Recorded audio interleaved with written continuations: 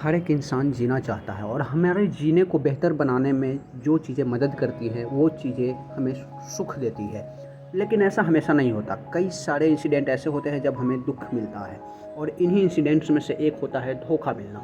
जब हमें धोखा मिलता है तो हमें काफ़ी दुःख होता है, क्योंकि धोखा जो है वो हमारे जीवन पर संकट ला देता है। हम किसी के भरोसे अपने जीवन प्लान किए होते हैं और वो अचानक से गायब हो जाता है। तो क्या करें जब हमें ऐसी सिचुएशन झेलनी पड़े? तो हम 3 काम कर सकते हैं।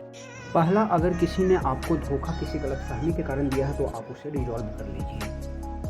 दूसरा, अगर उसने जानबूझकर धोखा दिया है या दी है तो फिर आप उसे हो सके तो माफ़ कर दीजिए, क्योंकि माफ़ी देना एक बहुत ही हिम्मत का काम है।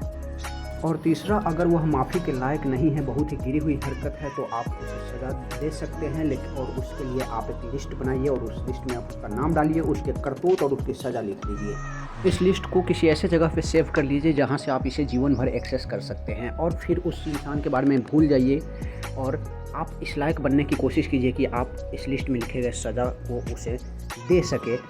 और इस तरह से आपका जो मन में अशांति थी धोखा खाने की वजह से, वो एक फ्यूल की तरह कन्वर्ट हो जाएगा और आप उस फ्यूल का इस्तेमाल अपने प्रोग्रेस में कर सकते हैं। आप जब उस व्यक्ति को देखें तो मन ही मन मुस्काए कि बेटा तुझे तो सज़ा मिल के रहेगी, और फिर आप अपने काम पे आगे बढ़ जाएं। बेटर भी अगर आप कॉन्स्टिट्यूशन के रास्ते से जाएं।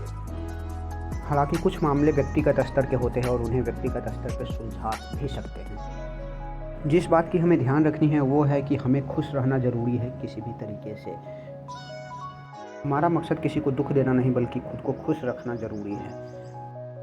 अपने खुशी के साथ कभी कंप्रोमाइज़ ना करने का एटीट्यूड रखें, सिवाय फैमिली इशू के। ज़िंदगी से धोखेबाजों को करो दूर और चेहरे पे लाओ स्माइल।